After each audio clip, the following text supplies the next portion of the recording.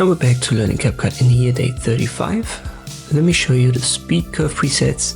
Already talked a little bit about them in the last video. My advice would be to simply use the custom option and create your own curves manually. But there are a couple of presets, for example fade in and fade out.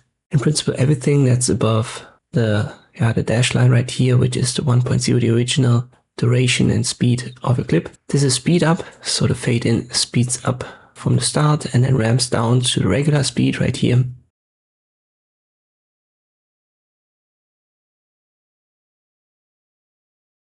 Flash out is the opposite, so it starts with regular speed and then ramps up to a speed up. And this is how you can read these curves. Jump cut is for a quick speed up. Bullet and hero they slow down. And then the montage is speed up and slow down.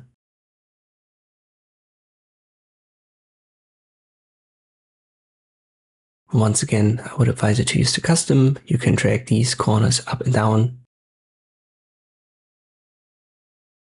And you can click on the plus sign to create more of these.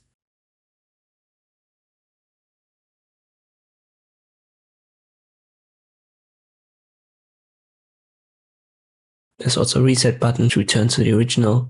So the presets are nice to have, but I would just simply ignore them and make your own. Hope this video was helpful. Thank you for watching and I'll see you next time.